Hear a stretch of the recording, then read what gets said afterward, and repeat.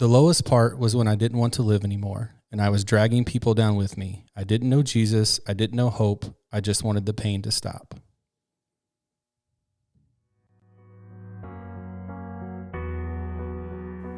There are desperate souls that God wants free, lost and weary that He wants you to reach. The trauma and pain, all that makes you unique, might be just what they need. Your story matters.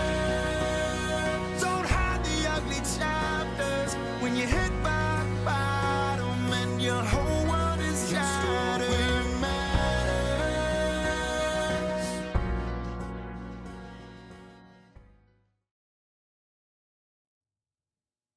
Welcome to Hope Found Me, a space where real people talk about real battles, real doubts, and real healing, and the God who meets them in the middle of it. Today's guest is Kolbe. He wasn't born in a Christian home. He went through severe mental health struggles, including being suicidal, and he hurt people while he was hurting. But eventually Jesus found him unexpectedly, and through community, church camp, baptism, even injury, Kolbe has seen God's faithfulness in powerful ways. Kolbe, thank you for being here today. Thank you for having me. Absolutely. So if we could, let's just go ahead and get started from the beginning. What was life like growing up for you? Well, like I said, not born in a Christian home. I wouldn't say a godless home. I would say I wouldn't say clueless either. It's just kind of, God was an idea more than a way of life. And so I have my mom's mom is Catholic, but it's kind of go to church on Sunday. Yeah. Living it out has always been a problem within the family and everything like that. And she, I never really got to see it much growing up either. We never really went with her anywhere. My mom hated Catholicism because she grew up Catholic. And so she kind of got pushed away from that. And then so growing up, we really didn't go to church much. Like we had the idea of God. And I know we had like some bedtime stories with Jesus mentioned because my Catholic grandma gave them to my mom. And then my dad's family, he just came from kind of an abusive background and kind of just survived his way to being a father, and did miraculous considering his background. But never really got introduced to God or anything like that. And so a lot of it was just kind of an idea and kind of a vague concept, but nothing set in stone, nothing that I really understood. It was just always like, I just knew I guess I knew it was there, but I didn't really understand what it was. Yeah. And there was definitely no real relationship. No, definitely not like any walked out faith in my life. I wouldn't say I really even understood what that meant until I was a lot older. Yeah. Before everything fell apart, what was it that you felt like you cared about or that you chased, or what did you find identity in during those early years? As I was younger, we've been in martial arts our entire life. And so, like my dad, we moved around a lot when I was younger because my dad wanted to own a Taekwondo academy through Tiger Rock. And we kind of that was kind of like my whole life. I guess growing up, like that was really all I was surrounded by. So I just wanted to see my parents succeed. I wanted to see everybody happy because I knew when they were doing better, the family was doing better.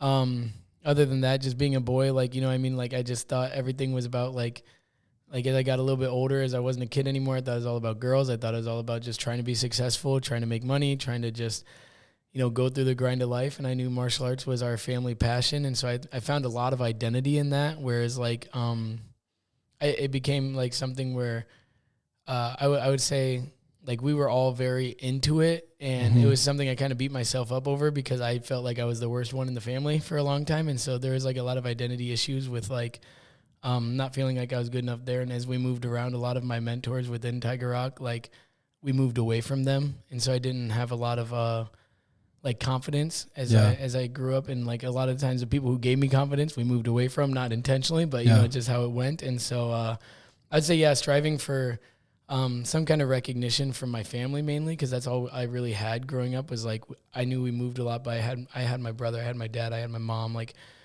I had all of that, so I kind of strived for their approval. And like my brother was all about girls, and And I just knew my dad wanted me to be successful, and I wanted to make him proud. My mom loved me no matter what. So, Yeah, no, absolutely. What would you say was going on during that time that made you feel like you were the worst person in the family?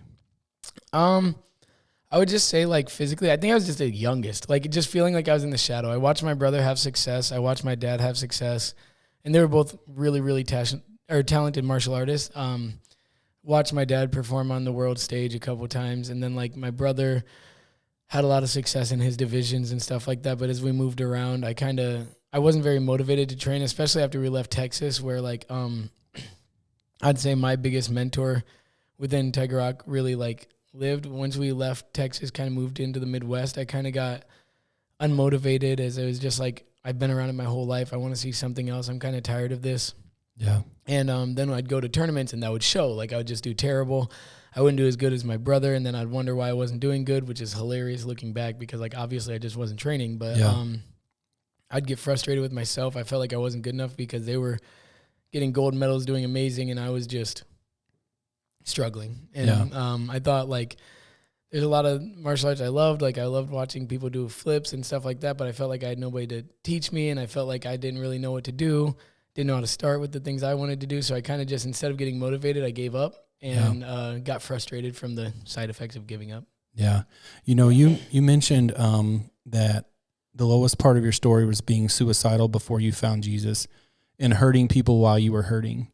What changed that pushed you into that season? What was it? What was going on in your life that made you suicidal, that made you hurt people while you were hurting? Yeah, I'd say we kind of moved to Sioux Falls when I was in 5th grade. And so by that time, I was kind of unmotivated in martial arts, didn't really know what I wanted there. And I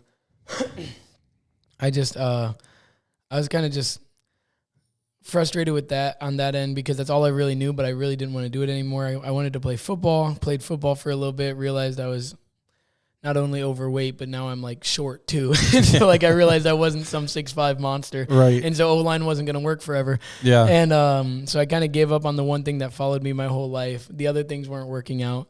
And so around middle school, I didn't feel like I had a place, but I had friends, like, people liked me and stuff. So in middle school, I'd say it was pretty, like, just go through the motions, make it to high school. Yeah. And then once I got to high school, I really realized, like, man, I don't really have anything. Like, I was chasing a bunch of things I didn't know why I was chasing. Like, I wanted to make my brother proud. I wanted to make my dad proud. They didn't put the weight on me. Yeah. They were very supportive of me, but for some reason I felt like I needed to make them proud somehow.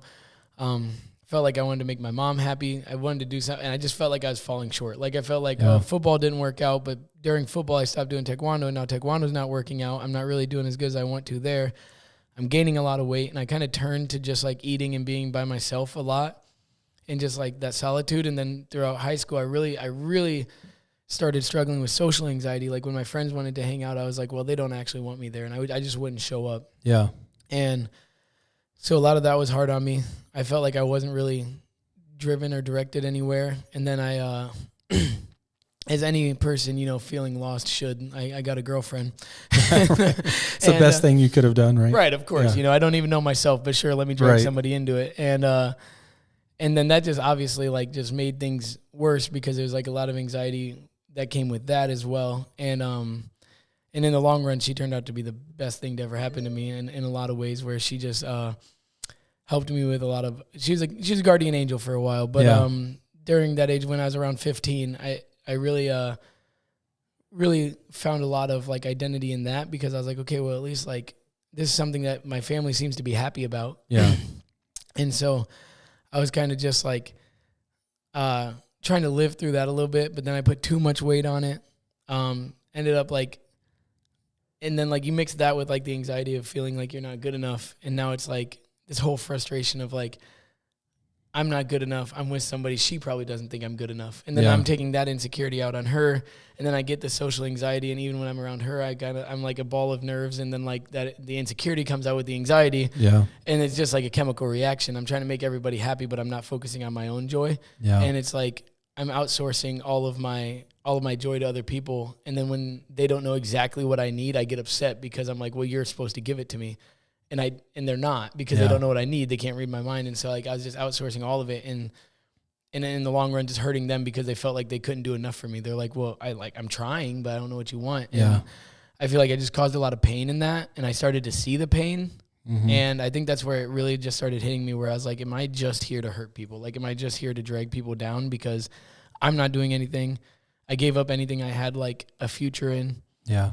Football, like, as small as it was in middle school, that didn't work. I felt like, you know what I mean? Like, that felt like failure. I was getting terrible grades because I was relying on everything else, and I was confused, and I just honestly didn't like school. I wasn't good at paying attention, ADHD, all that kind of stuff. And so, like, I just wasn't good at that. And so I felt like, well, I'm not good at it, so why try to be good at it? And so, like, everything was just piling up. And I felt like I was just here to fail and drag people down with me. And that's kind of what my mindset was. Yeah, and that's tough. When when someone doesn't want to live anymore, though, there's always pain underneath of that. How were you coping with that pain at the time? Just taking it out on, honestly, the people that I love. And it's horrible to say. It's like something I still live with, still a regret that I think about all the time. Like, my brother is my best friend in the whole world. Love that guy to this day with everything I have. And he probably got the worst of it. Every time anything would go wrong, like, if he tried to talk to me, I'd just lash out. Yeah. I'd treat my dad and my mom just awful. Like, I was just angry at them all the time. They probably felt like they were walking on eggshells my entire life. And that's something that I still feel like I'm healing from, because like, as much as we all know it's been better, it's that fear of, like, that's who he was. Is that who he's going to be? You know what I mean? So it's like, that took a long time to heal from. And I feel like that had lasting effects because of the way I treated them and the way they had to tiptoe around me. Same with the girl I was with. Yeah. I would just take out everything on her, tell her how, like, I'm upset. Like, I would, like, verbally just, like, say, like, well, I'm going to kill myself. And, like, I'd, like, threaten it all the time. And, like, I'd say crazy things. And, like, I just treated everybody horribly. Like, if I had a bad day, I would just, like, lash out and just, like, drag people down with me because I just didn't want to be. I don't think I meant to. I don't think it was in my heart, but I think I just needed somebody to, like, to hurt through. And so I'd just dump it all on them. Yeah. But I wouldn't tell them the why. I'd just tell them, like, I would just, like, dump it and, like, lash out and, like, take my anger out on them. I wouldn't tell them I'm angry. I would just be angry. And so I treated them very unfair. And just, like, really hurt my relationships. I just lash out on everybody and just kind of be a terrible person. Which is probably why I didn't have a lot of friends at the time. Which stinks, because you don't know how to manage those feelings, and you don't really know God at the time. You don't have a relationship with him. So, you don't have anybody to go to with that. And it sounds like everybody that was kind of getting caught in the crossfire of your pain was everybody close to you. So you couldn't really go to the people close to you, so it's a lot to deal with, especially as a young kid. In that season, though, other than believing that you were a failure, was there anything else you believed about yourself? What did you believe about God, if anything? I really believe that if there was God, I wouldn't say he didn't love me. Like, I never really, like, went the sinister route of, like, well, if there is a God, he hates me. Yeah. I always thought, like, if there is a God, I'm failing him. Like, because I'm a failure. You know what I mean? Like, all I've done is drag people down, and God wouldn't want anything to do with somebody like me because I'm not good enough. Like, it was like that thing. I didn't understand grace. Yeah. And so, like, to me, it was like, well, like, I would have to change a lot and, like, be such a better person, and I'm not. And that sounds like more than anything I could ever change, because I'm at this point where it's like all I've ever done is cause pain. Like, genuine, and, like, I started seeing it. Like, it started being evident that, like, the pain that I've caused, and it just dragged me down. And all I felt like I was here for was to hurt people. And I felt like I was failing people, hurting people, dragging people down. And I felt like a failure. And I was like, well, God doesn't use failures, which is hilarious, because if you look at the Bible, I'm completely wrong. But but yeah, no, in my mind, it's just, like, God doesn't use failures. I need to distance myself from him because he wouldn't want anything to do with me. I wouldn't say I ever turned to anything else, but it was just like, I didn't feel like I was good enough for God, and I didn't feel like I was good enough for anything, really. I lived in my own, like, solitude of, like, if I'm just alone, no, I can't hurt anybody. And the people who tried to be around me because they loved me and they saw the good in me, I would just hurt them. And then it would almost, like, fester back into that ball of just, like, darkness, where it's like, okay, then I do need to be alone, because every time somebody would try, I would just, like, get sucked into the black hole of, like, I'm hurting people. Yeah, and living in that solitude is, like, the worst place you could be in. It's just trying to do all that on your own.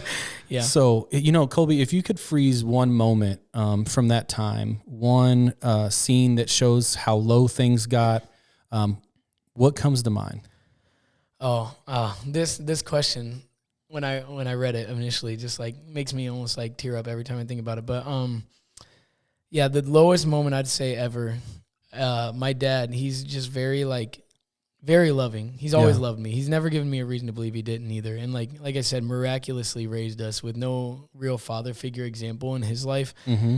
One of the best dads like you could ever dream of. And he just he came to me in a moment because like I said, the girl I was with was like my guardian angel. She told my parents the things I'd been saying about killing myself. And my dad, like after hearing it and everything like that, and after we did the like initial conversation, we kind of just did something one night, and he like, as we were walking back into the house, he looked at me and like, never seen this man cry in my life. Yeah. And he's like, I just don't understand how you think we could live without you.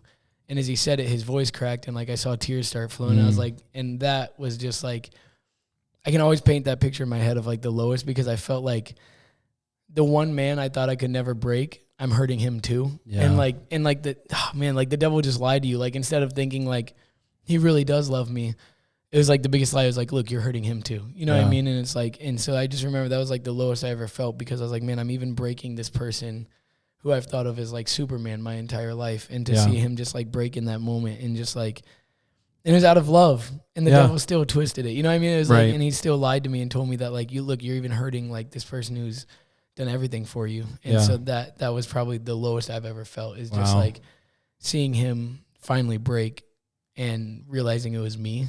And that hurt a lot. Yeah. And that's going to stick with you forever. You know, that's something you're always going to remember.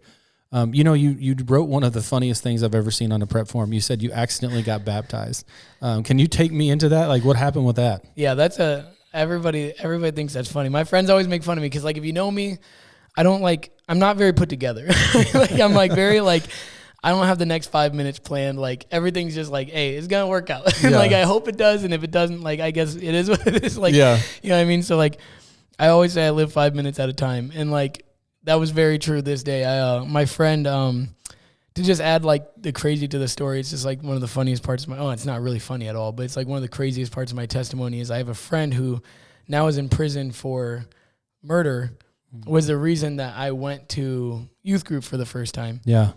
And he brought me there and he begged me to go to youth group. And it's just so funny because like I look back on it, I'm like, man, like the impact he had, even though like what happened in the long run, it's just crazy how God still was able to use the people in my life when he put them there. And like he begs me to go to youth group, and they're like asking us all to raise our hands if we've ever been baptized.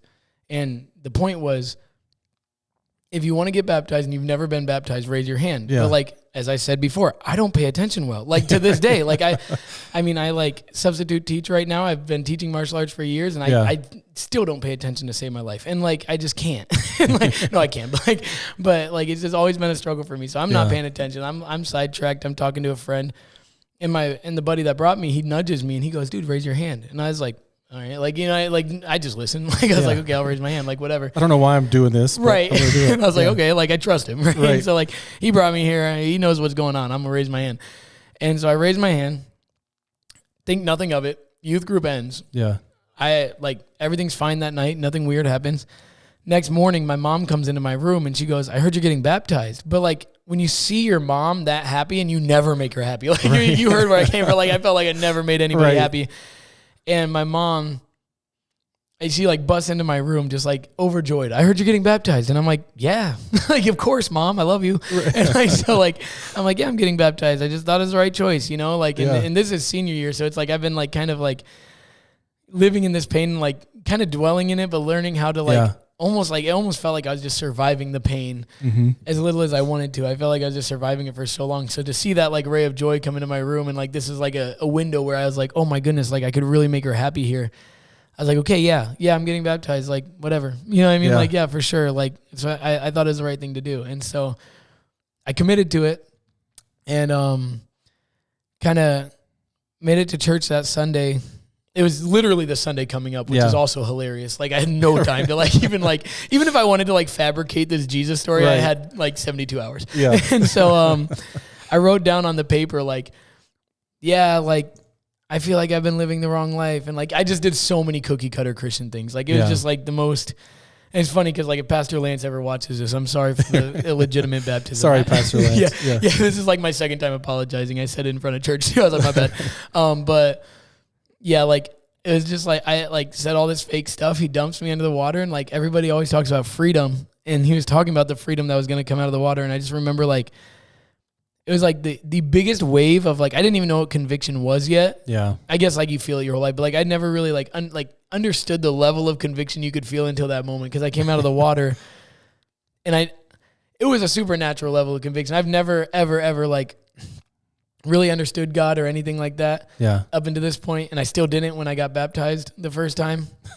And, when I came out of the water, I was like, well, there's something to this. Cause now I just feel like a piece of crap. Like even if like this God thing is like fake, people like love this. They live their life based on this, and I'm mocking it. Like this is not okay regardless. Like in my mind which at the led time, to conviction, obviously. Right. Yeah. And so in my mind at the time, I was like, even if this is all fake, like this is not cool. You know what I mean? Like I need to figure out what's going on because why do I feel this? And so I felt like this pit. And yeah, so instead of freedom, I felt almost chains, like, which is funny because like the opposite of what a baptism should be. But yeah, when you fake it, I guess it makes sense. Yeah. And obviously the conviction that comes with that and the research that you probably did after that. But, you know, you said that you didn't officially get saved until church camp. What did God show you at camp that you couldn't ignore anymore? Yeah, so it's kind of crazy. After that moment, I went through like the next 6 months where I was like, oh man, like I don't know what I believe about God. And so I need to find out. Yeah.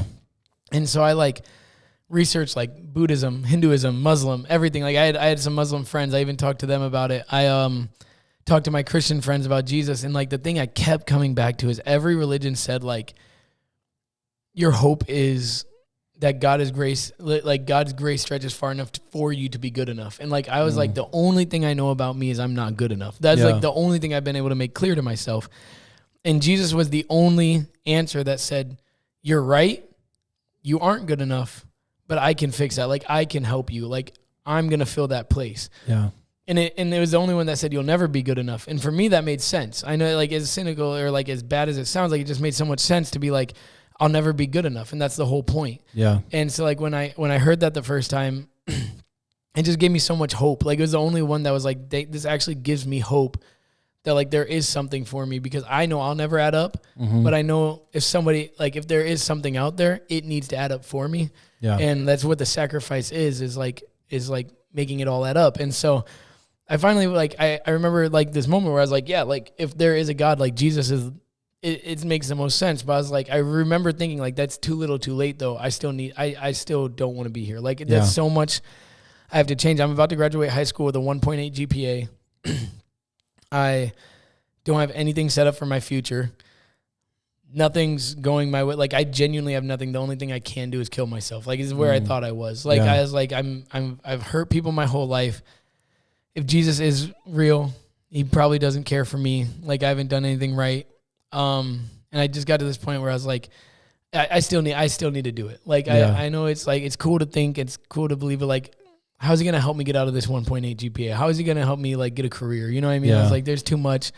I still need to die. And so for some reason, and I know this is Jesus, like I went to my mentor, Noel. He's my mentor now. At the time, he was just Noel. Yeah. And he was just a youth group. And I was like, I can't even remember why. I have no clear reason on why. I think it's one of my other friends was struggling with mental health and she kind of like talked about it. And then I just came up to her and I was like, yeah, I've like thought about killing myself a lot lately too. Yeah. And I didn't think you'd have an answer. Like in my mind, it was like, I was like, oh, he's just going to be like, oh shoot, what do I do? And so like, I kind of said it to him and like, didn't expect anything out of him. And he was like, and it was funny. I didn't get like what I thought I'd get out of him. That's for sure. He was just like, yeah, like let's go to camp. And I was like, I feel like that's not the answer you expect. Like, I'm going to kill myself. Like, like I don't think why do you think I want to go to camp? And he's like, no, like, we just need to go to camp. I think he's like, the church needs more leaders. I think you're the only one ready. Like, so if you just go to camp with us, like, we can talk about this. We'll have time to talk about it. He's like, you're busy right now. Maybe we can talk about it while we're at camp, but like, we really need you. And I was like, no, like, I want to kill myself. Why would I go be a leader? Like, that doesn't even make sense. And they kept asking me. And then finally, like, him and like another leader at the church at the time were like always talking to me, always trying to reach out to me. And so I was like, finally, like, okay, like, and it wasn't even about camp. It was like before camp even, they would always like try to reach out. And they just got really intense about it. And I was like, okay, like, I'll go to camp. Like, if you guys think I'll be good at it, they're like, yeah, you teach martial arts. They gassed me up, you know, they Yeah, they right. did the whole thing. And so I was like, okay, fine. Like, I'll go to camp. I'll try to help you guys with these kids. And like, that's all I thought it was going to be. And so I go to camp.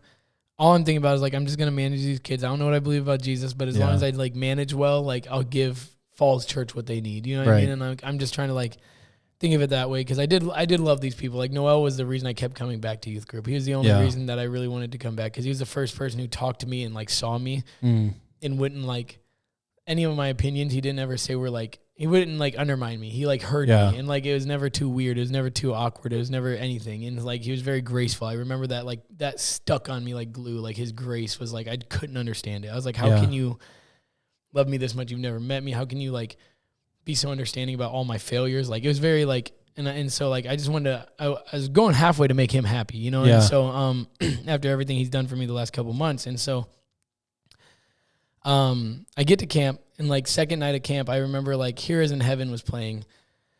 I was like, man, I really like if God, like this is your last chance kind of deal. And like, and I remember in the back of my head, I was like, and I really hope you don't answer because like I have my plan. I don't know what I'm going to plan. Like if you're real, you throw everything off. Yeah. And so I remember like, I really hope you don't answer this, but like this is your last chance. And that's a crazy thing to say to God. Like I don't recommend it, but not good theological advice, but like, but I was like, this is your last chance. Like, I think I'm done. Like, and if you're real, like I need you to do something now. And I was just praying you wouldn't do anything. And I remember like the evidence is all around. The Spirit of the Lord is here. Everything like that was playing. And I just said like, if you're real, show me.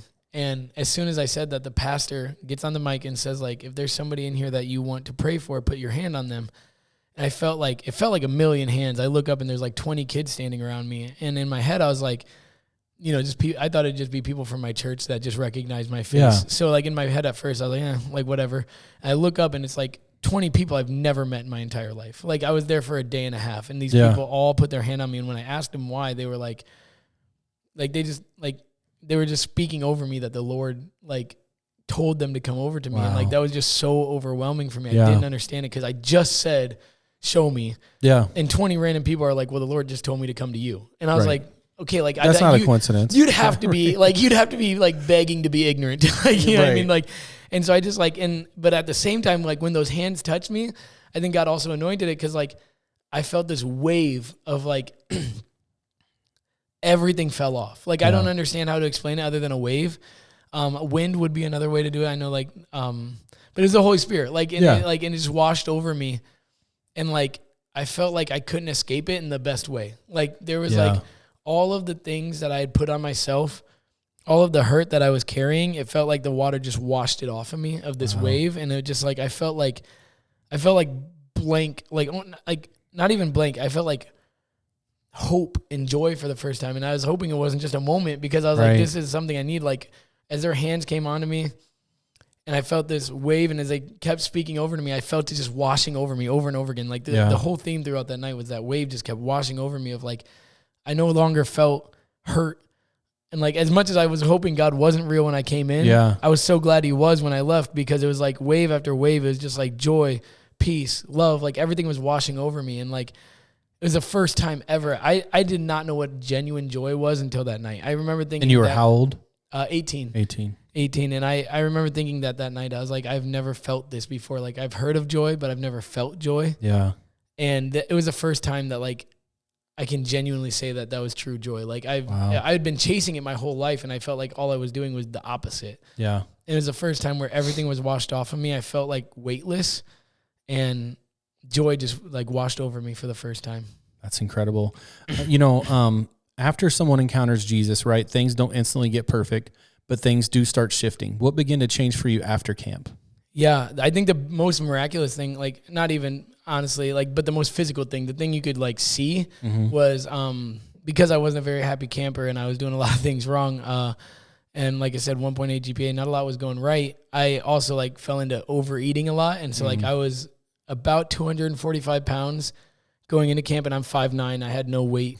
I had no weight training. Like this was not 245 lean. This was 245 like McDoubles. And so I was I would say I think I classified as obese at the time. of salvation. And like, I know I was big enough. I had stretch marks. I had the whole, the whole nine. And, but the next 2 years, like, it was like the first time when I walked out of the place, it was like, instead of thinking like, why am I fat? Why am I a failure? Why am I not getting good grades? Why do I hurt people? It was the first time in my life I was like, why do I let myself stay here? Like, why can't I change? Like, why not me? Why not be better? Why not lose weight? Why not do all the things you want to do? It's the first time I've ever thought like that in my life. It was like the lies of the enemy just completely got like pulled off of me. And it was like, the next morning, I was like praying as I went to bed. I was like, don't let this be a moment. The next morning, it was like Jesus just answered, because it was the first time ever that like that joy stayed, that love, that hope, everything that I felt the night before was there. Yeah. And I felt like remotivated to live. I was like, instead of saying like, why not me, or like, why me, and being a victim of it, like I kept saying like, why not? Why not change? And I was able to just like, I dropped, I think, 72 pounds over the next 2 years, which is like, you know, you've seen crazier transformations, but from like, just like that perspective of like, nothing's ever going to change, to like dropping weight. I got into a bunch of hobbies that I always told myself that I could never do. Like I got into doing flips, which I thought was the coolest thing ever for a long time. And I like would dabble in it, but I'd always be like, yeah, but I'll never be good at this because of my weight and everything like that. And then like lost weight, really committed to it, did a lot of things that I never thought I could do, and just like started committing to like being better every day. Yeah. And I really committed back into martial arts and like teaching the kids. And I found purpose in being a mentor, because like my mentor saved my life. Yeah. And one of the first things God showed me was like, this is where you need to be as well, is like, you need to mentor as well. And like, he also showed me I wasn't ready yet. Yeah. At that age, but he also showed me that's where he wants to bring me. And so everything was about improvement and understanding that I can, instead of telling myself like, why am I this way? Right. You know, you mentioned joy, right? That was the biggest change. What does that look like in your life now? Because we know that you didn't really have any until you met God at 18 years old. But what does that joy look like in your life now? Just, I don't know. I always laugh at it because, not that joy is laughable. joy is amazing. Yeah. But I always laugh because it's something that like people would genuinely like comment on, like how negative I was before I found Jesus. Like I had friends that would be like, bro, like you're always like crashing out on me. You're always like doing like, or whatever the 2015 version of crashing out was. But, but I was always like going off on him. I was freaking out and I was like yelling at him. My brother especially was like, bro, you're just always so uneasy. Like you're just always like ticking time bomb. I know the girl I was with definitely thought it. Yeah. And, it seemed like I just couldn't be happy. And it's funny because now I'm in like circles and friend groups and like within the church where like people will compliment me on the joy of the Lord. And I just laugh. So like every time I can't, like, you can't help but laugh because it's like God reminding you that he's with you. You know what I mean? Yeah. Because like God was, the first time I ever felt it was when I met Jesus. And so every time I hear it now, it's like God just like almost just like reminding me, like whispering in my ear. Like every time they say it, it's like the voice of God to me. It's like milk and honey to me. You know what I mean? Because it's like, that is something that never came naturally for me. And I know it's a gift of the Spirit that I was given through like baptism of the Holy Spirit and salvation. Yeah. And so like every time I hear it, it's just a reminder of his provision. Like I just love like the fact that it's not even something I think about too. You know what I mean? It's like the joy that I felt and the joy that like washed over me. It feels like unconscious. Yeah. And it's something I wouldn't say like, I like would like say I'd pride myself on it or anything like that. I genuinely like just remember like that feeling the first time. And now every time it's like, I'm just trying to live my life and love Jesus. And it just keeps coming up. Like, it's not like it's like conscious effort or anything like that. It's just, as I'm like trying to chase Jesus, it just always comes up. And it's like, God is always just trying to remind me like, I'm here. And it's like, it's so been the most beautiful part of my journey, honestly, is just that joy and God constantly reminding me that it's not mine, but he's glad to give it to me. Yeah, that's so good. And, you know, for anybody watching this that doesn't know you, I don't think I've ever seen you not be joyful. So like, it's kind of crazy to just hear that like you never knew joy, you know, until that moment.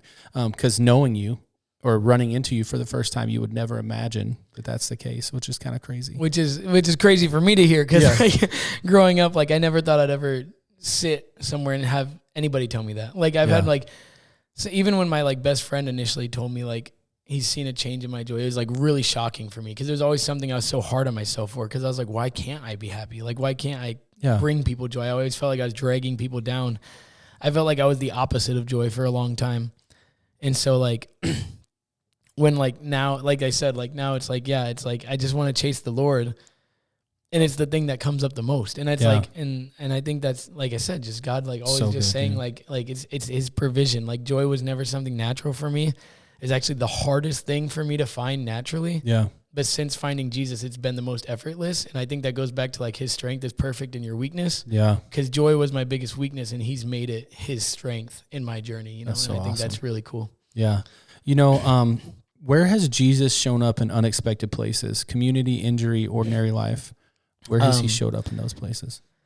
I think Jesus in my life has shown up in a lot of expected places. I think the most unexpected would be, like I said, I got into a lot of sports I never thought I'd be able to do when I got saved. And so snowboarding was one of them. We always talked about it, and I just love snowboarding. I always thought it was like the coolest thing ever, but I was always like, I'm not the body type to snowboard. And so I finally lost weight, and I remember thinking like, oh man, like I could do that now. Like my friends would do it, and they'd talk to me about it, and I was like, oh my gosh, like this is like actually something I could do. Like, and so I started going out and snowboarding. And when I learned it, I just got hooked. Like to this day too, like absolutely love the sport. Like it's one of the coolest things that's ever happened to me. I've gotten a lot of joy out of like snowboarding. Absolutely love it. And, but about the third year I was learning to snowboard, I went out and, I was with my cousin and my brother and a bunch of my brother's friends and one of my friends. We were all at Keystone, Colorado. And I think a lot of it was like, my cousin, I've always been pretty competitive, and especially like with my cousins, like I always felt like there's a chip because I'm the young guy. Like, you know what I mean? Like I have one younger cousin, but he was so much younger that it was like, well, you better be better than him. And so like I always had this chip on my shoulder that I needed to like perform with them. And one of my cousins been snowboarding for years, and I felt like I was catching up to him. And so like I wanted to do everything he did, and he did some of these jumps. And I was like, no, I need to figure him out. If he can do them, I can do them. And like I just got overzealous, and it was almost like, and I always had this chip on my shoulder ever since like salvation, where it was like, I need to prove myself. Like I can lift up God more if I do good, which is so backwards. Right. It's almost falling into the mindset of like, what can Kolbe do for God? Not what can God do for Kolbe? And I was almost slipping into that. And I think that kind of got to my pride, especially this day. Like, and it's mixed with family emotions and everything like that. I don't want to I don't want to like sound Hollywood or anything like that, but there was a lot of like pride in my life because I just wanted to prove that I was something now. Like I wanted to prove that like, now that I have Jesus, I can be something. And there's so much like pride that came with that because insecurity was something that always kind of like was with me. And so like, on this trip though, I kind of like let it get the best of me. And so I was like trying to do these jumps he was doing. I over jumped and, fell really hard and broke my, L1, I think it was L1 vertebrae in my back. Wow. And there's a compression fracture, which compression fractures like collapse. If they collapse inward, they have a danger of like moving, which could paralyze you. And if they collapse outward, from what I understand, I'm not a medical professional, but if they collapse outward, they could hit your like nervous system and paralyze you. Oh, wow. And I've talked to a lot of people who see like the kind of compression fractures that I have, and it can end in paralysis a lot. I've heard. And so I got really blessed that there was no paralysis, and like at any moment it could have like slipped because it wasn't stable. That's why I got 2 rods and 9 screws because it wasn't stable. And I was moving I loaded myself onto the stretcher. I crawled to the side of the hill. Like I was moving a lot. Yeah. And so at any moment I could have like really, really hurt myself. And it was the only bone that I could have broke where they could do procedure.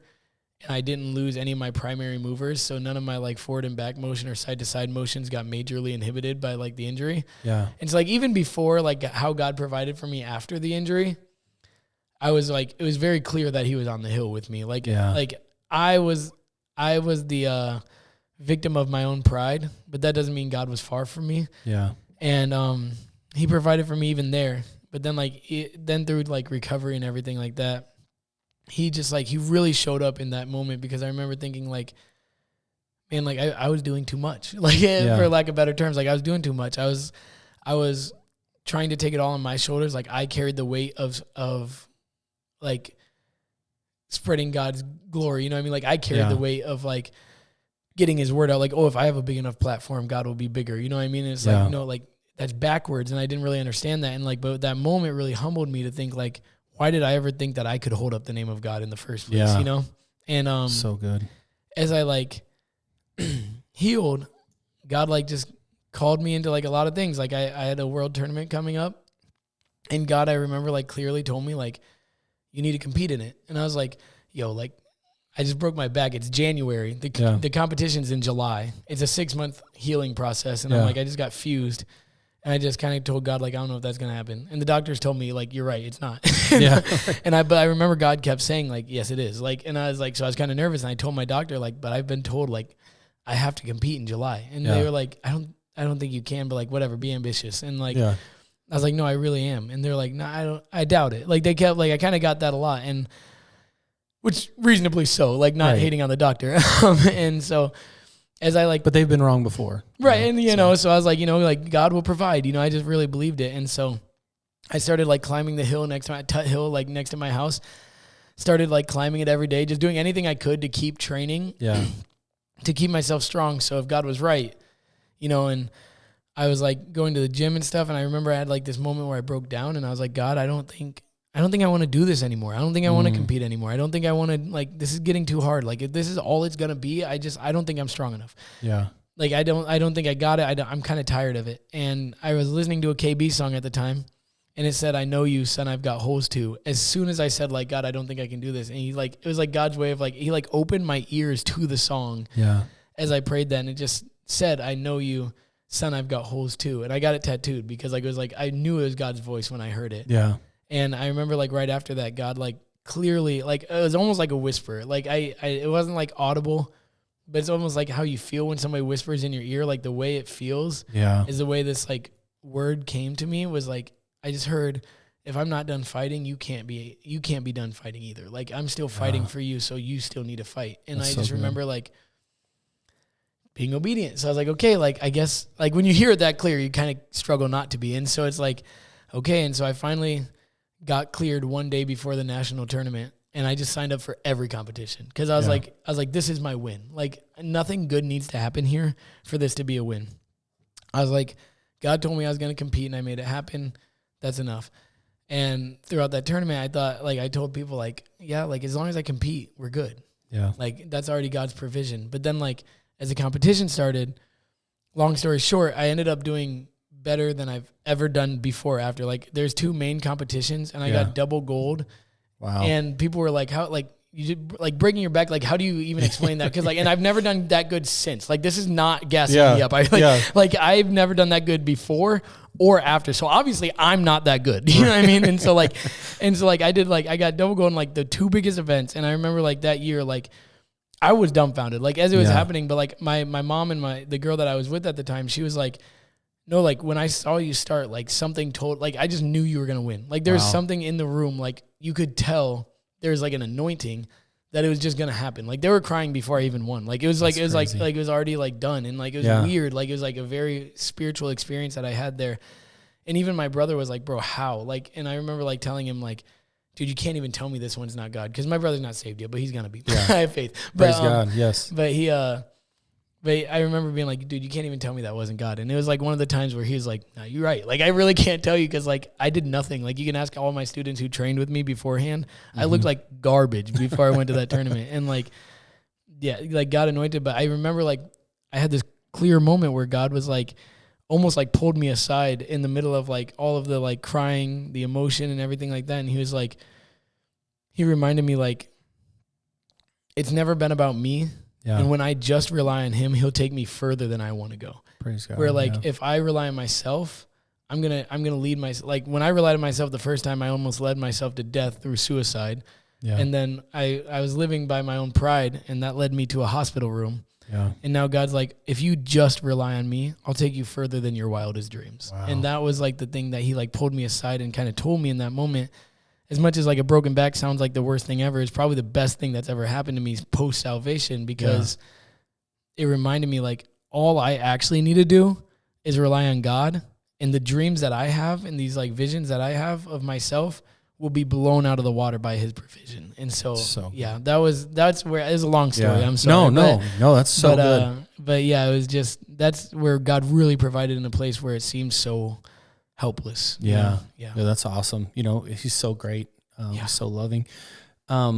So we see God bring you out of depression. We see God bring you out of suicidal thoughts, maybe even attempts. Mm-hmm. We see God heal your back.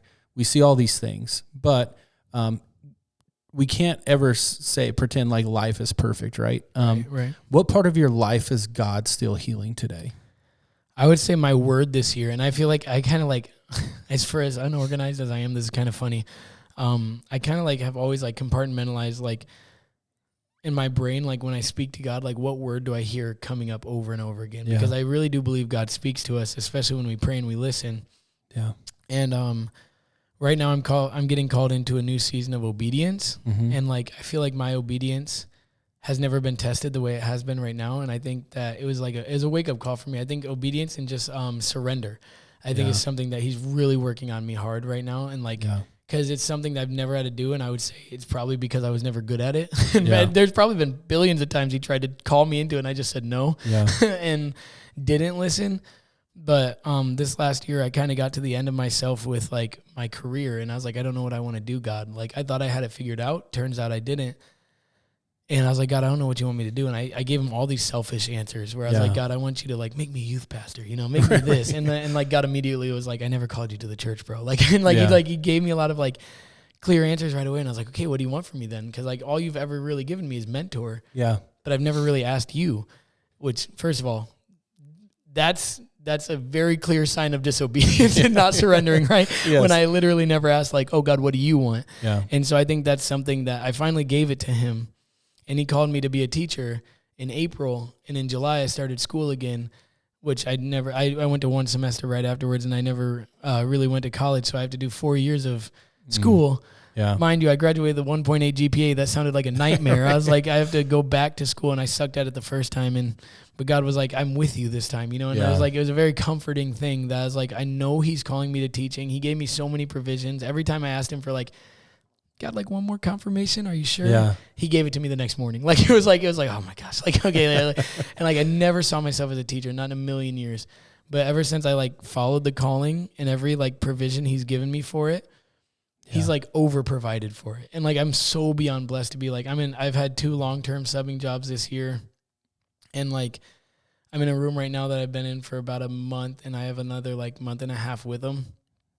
And oh my goodness, like, if I wasn't sure if I was called to it before, being with them and just seeing the way that like you get so much more than you give, in such a mighty way that like this, like I even got a tattoo about it because like the provision that these kids were for me, just to see them like every morning and look forward to it, almost became my like not even almost like fully became my happy place. Like my place of solitude was just being with these kids, and like they become your best friends, and you just want to see them succeed. Yeah, and like I really fell in love with it.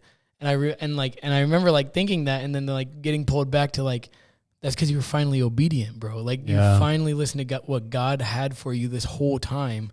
Yeah. No wonder you're happy, and no wonder He's providing for it because you're finally listening. And I think so this year it's just, I'd say right now, surrender and obedience, because it was something I ran from for, if I could have figured this out by like, 18 would have been stretching because, I probably wasn't ready for it at that time. Right. I was still recovering from a lot, but like, even just a few years earlier, oh my goodness, it would have changed my life. But I think a lot of it was just wanting to do it my way. Yeah. Not openly like giving Him the mic and telling Him like, what do you want me to do? Yeah. And I never really did that until recently. And since doing it, my life has completely radically like changed for the better. Like giving Him my career and my passions, like, oh my gosh, He's provided every step, and like it's better than I could. Like I said, like when you give it to Him, He brings you beyond your wildest dreams, and He's been doing that. And so I just say surrender and obedience, just full surrender. And I think that was hard for me. That's so good, because I think about it too. It's just like, you think God has changed your life now. Mm-hmm. Just wait till you completely surrender those things to Him. Yeah, and I think this, like I was like, okay, like you brought me past suicide. You brought me past like breaking my back. I'm like, God, like, is that just gonna be my story forever? And I think it's crazy to think about like what I don't know yet. Yeah. Oh yeah. Because it's like now that like He's taking a kid that graduated with a 1.8 GPA and turning me into a teacher. It's like, I never thought that'd be part of my testimony, not my wildest dreams. I don't know if I'd ever say I wanted it to be, you know what I mean, until it happened. Now I love it. But like, there's a lot of points where I was like, why would he do that? Like, please don't. Yeah. But now that he's doing it, it's like, wow, like God really provides everything. And like, he's such a, Amen. He's a good father, you know, and he's going to take you through every step of the journey that he has for the dream for your life. And so like, he's walking me through it now. And like, and the more I like keep walking with God, the more I realize that like that walk is never really going to end until my time is up. Yeah. You know what I mean? So it's incredible to see how he's really not finished until you're gone. Right. So good. Or with him, really gone. Yeah. You know, you said the message that you hope someone your age hears from your story is there's a joy found in the Lord that nobody can take from you. Going back to that joy part, right? Why is that message on your heart? I read it. I can't remember exactly where it's at in the Bible. I remember stories and stuff. I can never remember the verse, but I remember there's a joy. I remember reading a verse that said the joy in the Lord, like they cannot take from you.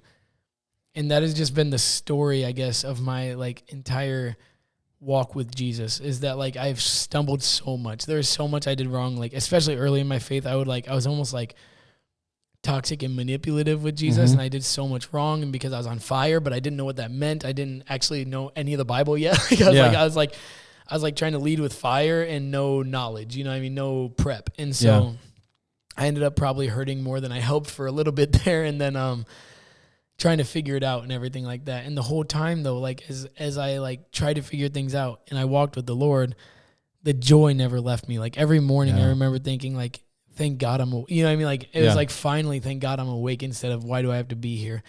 And through the things that have hurt me, like the girl I was with that I've mentioned a bunch, we broke up when I was 25 after being together since I was 15. And so after 10 years and like, but it was a very mutual thing. It was a very like, but even then, like as something comes to an end like that, we were able to end in joy because like we leaned into God through the situation and everything like that. And so it's just like, even through like things that seem like they would be traumatic, even through like broken back, everything like that, like God never let the joy get touched, I should say. Cause it was like, there's a lot of times where like, it would have been easy for and I'm sure the devil was lying to me, but when you lean into the Lord, that joy is firm. Like it's never going to be taken. If you're leaning into the Lord, that joy will be there every morning. And for me, like I've said, like it's almost become like this thing where like I keep hearing it, but I don't ever think about it. It's because like God has already guaranteed it. You know what I mean? You don't have to think about it. It's something that he's given you. And joy for me was like what I was missing. Yeah. And it tried to kill me. Like the lack of joy tried to kill me. And to just know that joy will never be lost again gives me so much hope. Like as I move forward, is that like I never have to worry about this newfound joy in the Lord being stolen from me, because God has already promised that as long as I'm walking with him, it's going to be there every morning. And I think that's just, I know that's so reassuring for me, because like that's a hope that I never had. You know? And something that people need to hear, you know? Yeah. So Kolbe, what would you say to the guy or girl who's suicidal right now and thinks God won't show up for them? Just, I guess, same word. I guess what that I'd say is the key to my life right now is just surrender. I think it's just, if you don't think God is there, you just need to turn to him and let him prove it. I think one of the things that I love that I heard really early in my faith was like, it was Andy Mineo's song, Make Me a Believer. And I just remember the way it stuck with me was like, if you give him a chance, God will make you a believer. Like, like all you have to do is lean into him, and he doesn't leave you thirsty. He doesn't leave you hungry. Like, I don't think, like I said, in my experience, like I came to God hoping he wasn't real. Like genuinely, obviously can't say praying, because who would I be praying to? But I was very like hopeful that like God wouldn't show up. I was like, God, I don't want you to be here. Like, and he was. But I remember saying, it was because the first time I was like, but if you are, here I am. Yeah. And all it was a here I am. Yeah. And God took that open door and just ran with it. And so like sometimes God is just, he's not asking you to do anything. And I think a lot of people feel like their salvation is on them. So they're like, well, I don't want to like be one of those churchy people, and like I don't know how to figure my life out and everything like that. And it's like, that's the point. It's like you don't get in shape before you go to the gym. You know what I mean? So it's like you go to the gym to get in shape. So it's like you go to God to get healing. You don't heal before you go to God. And so I think it's just surrender. Just open your heart. He'll make you a believer. He does it every time. And I've seen it in so many lives. I've seen it. I mean, I've been blessed enough to watch so many transformations that I could never deserve what God's let me in on. Yeah. As far as like transformations and like the love that I could, like, again, I could never deserve it, but God's let me in on it because he's a good father that wants to give us gifts like that. And when you give him the chance, he will give you those gifts. He will give you faith. Yeah. He'll give you hope, joy, love, all the fruits of the Spirit. And it's like, just surrender, just give that open door. Yeah. And he sprints through it. Yeah. You know, and it's funny, before you said that, that's what I was going to go back to, because look what God did in your life for the first time when you surrendered. Yeah. You know, he completely changed your life. 100%. And I think about that being your word now, right? And that being your message to the listener, and how important that word is, because I know a lot of times as men, right? Or maybe even as people, we think that control means strength, right? If I'm in control, I'm strong. But real control is true surrender. Yeah. You know? Yeah. And it's so good. I laugh a lot because that's such a good word for like what I'm going through now, because I'm, like I said, not very put together, 5 minutes at a time. Like, and we'll figure it out. I always joke that I'm going to stumble my way into heaven and God's going to be like, oh my gosh, he did it. Yeah.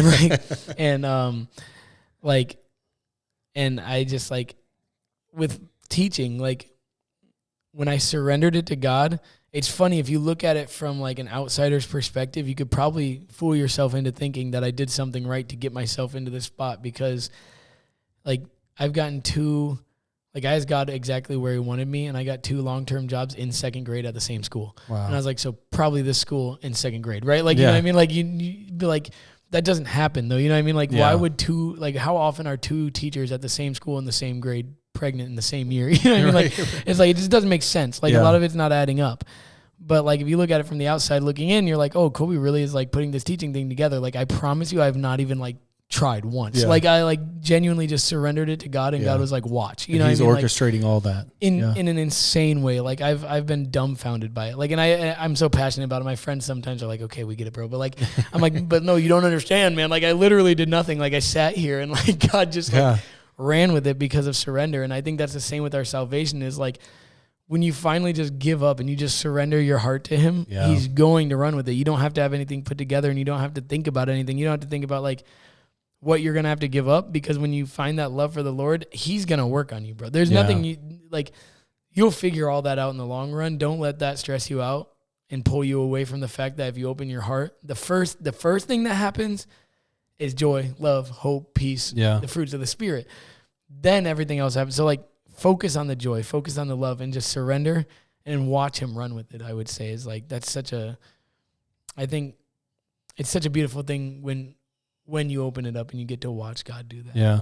Amen. You know, who do you feel called to encourage through your story, and who do you think about when you share it? 2 people, I guess. Like the audiences I probably spend the most time thinking about is just like kids like me, who needed a mentor. My family was amazing to me, but I lied to myself and told myself that they hated me and that I was dragging them down. And I needed a mentor that I guess like a mentor was so different to me, because I was like, if they don't like me, it's okay. But if my family doesn't like me, that's not okay. Like I need them to love me.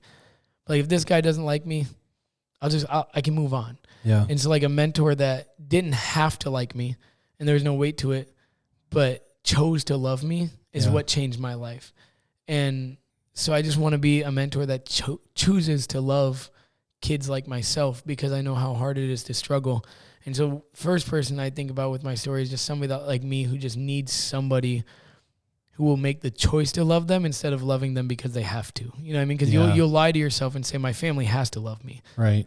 But like, if a mentor can choose to love you, that's what changed for me, is like I understood that he was making that choice, and I felt worthy for the first time. And that was before, like, and then when I found Jesus, I obviously felt completely worthy. And so well, I guess we're never worthy of his love, but you get the point. Yeah.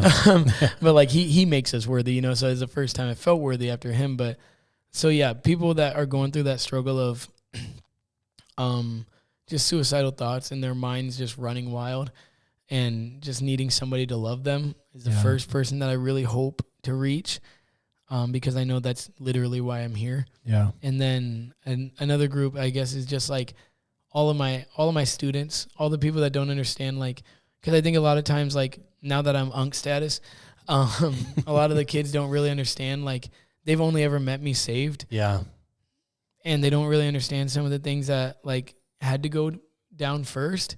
Right. And I just really hope that this story reaches people who maybe are even just in my students' shoes and don't understand that people have a struggle, you know what I mean? Because sometimes you look at, like, even a podcast like this, and you look at the people, and, like, I think something like this is so beautiful because you see all these, like, if you go to church, you see these people that seemingly have it figured out. Yeah, they think they've got it all together. Right, but but you never get to hear them talk about how, no, literally I don't. You know what I mean? That's the whole point of Jesus. Yeah. And so I hope it reaches, like, people who don't understand how little we really do have it figured out. Like, yes, Jesus, like I said with my teaching, Jesus can fool you into thinking I might have it figured out, but I'm still living 5 minutes at a time. It's just Jesus is providing for my next 5 minutes instead of myself. Yeah.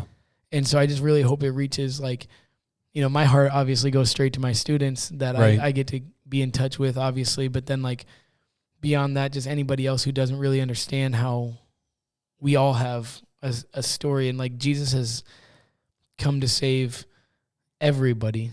And, like, most of the people you think, like, oh, they just, like, have it figured out, they probably don't even feel that way themselves. Like, they're probably struggling right now, like, the same way. You know what I mean? I wouldn't say I'm one of those people that anybody's ever thought that about. And so maybe I'm not talking about myself here, but I don't think I fake it very well. But at the same time, like, I just hope it reaches people who might not understand the power and the change that Jesus can really bring you through. You know what I mean? I think a lot of times, like, it gets lost on people that, like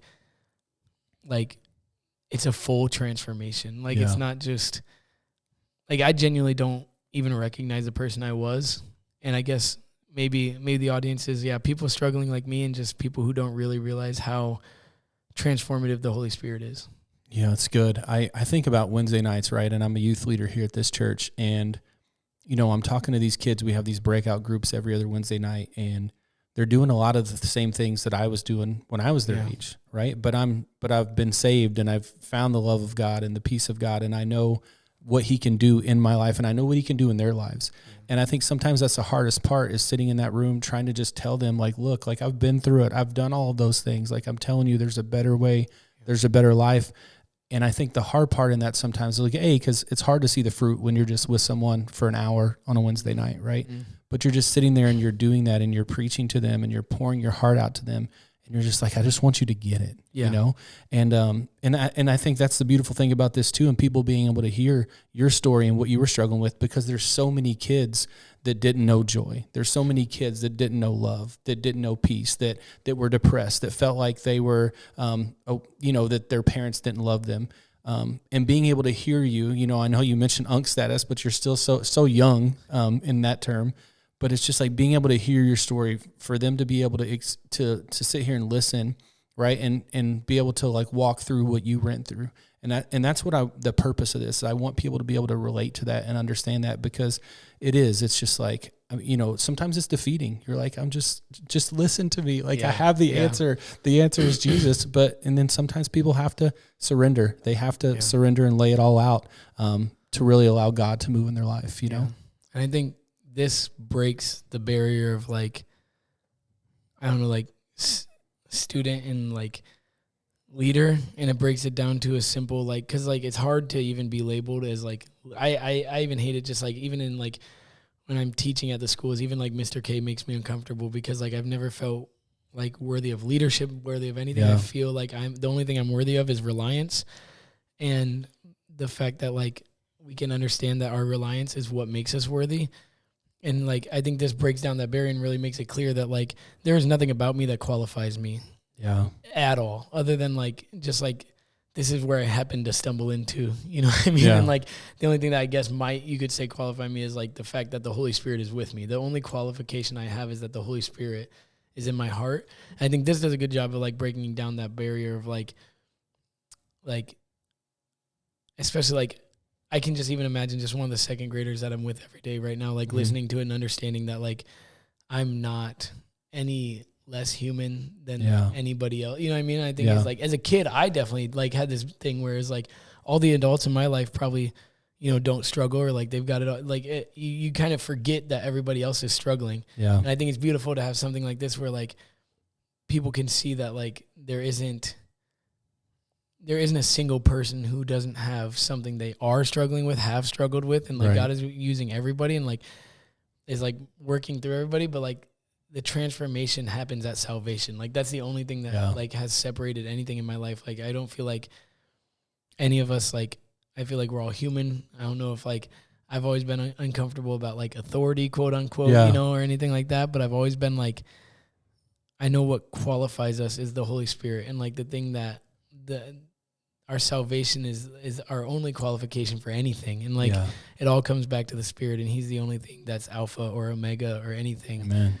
And so I think it's breaking down that barrier of like, I don't want anybody to ever take me too seriously, because at the end of the day, I know how unserious I am and how broken I am, and how, I mean, even throughout, like if you just like even throughout today, there's going to be like 5 things I look back on and I'm like, man, I could have done that better. You know what I mean? And I think sometimes like, I wish people could understand that more. You know what I mean? Like, just walking around in all my interactions, like I just wish everybody could understand how broken and unserious I still am. Yeah. To my core. You know what I mean? Like, cause like, and it's really hard when like you're called into mentorship, and like, whether you like it or not, people will, and like you understand this, will probably look up to you or like look at you in some type of way. It's like, I wish I could get them all to understand how broken I am and how lost I actually like am. And the only thing that I'm clinging to is the salvation that brings me clarity. You know what I mean? Like that's the only thing that you can lean on. That's good. I think it's cool to like hear that side of everything. Absolutely. So Kolbe, we end every episode with something called a letter to myself. If you could write a letter to the version of you who was suicidal, who didn't know God yet, who was hurting people because you were hurting, what would you go back and say to him?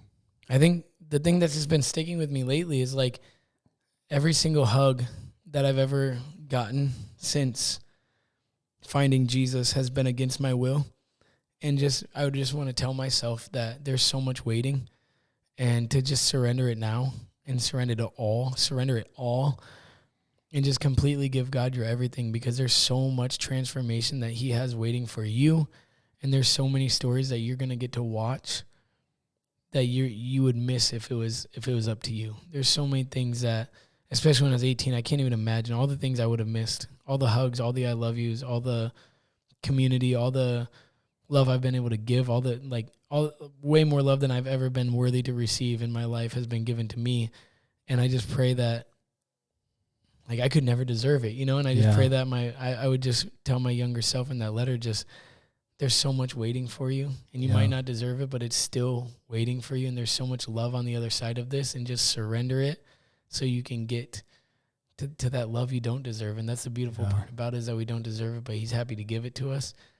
And the love that he surrounds us with himself, but also the people he puts around us. Like, if I could just get my younger self to understand that there's so much transformation and so much community and so much love that is waiting for you. And it would sound so foreign at the time, but it's just on the other side of surrender. And I think that's the biggest thing, is like, just surrender it, because there's so much waiting that you don't even know about yet. You know what I mean? And like, especially there, like, I would say there's just so much on the other side of like my will. And when I give my will to him, that's where the blessing started. And I wish I could go back and just tell my younger self, like, surrender it now. Yeah. So you can get all of the things he wants to give to you, because it's so much more than you could ever deserve. And it's so much better than any life you could ever imagine living.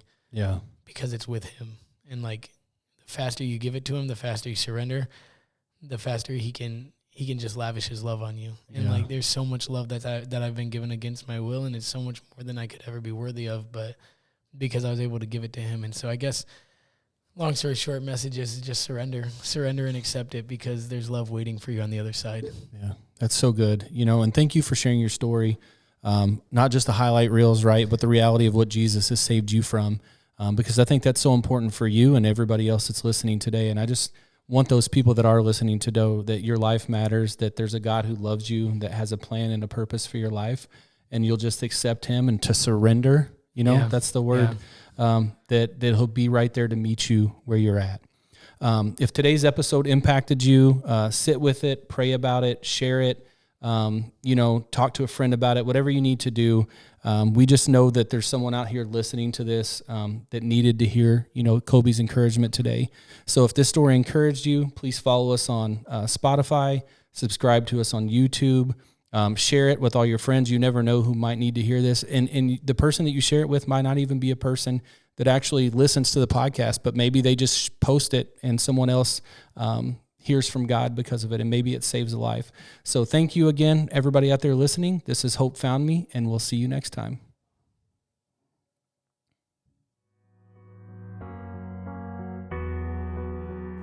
There are desperate souls that God wants free, lost and weary that he wants you to reach. The trauma and pain, all that makes you unique, might be just what they need.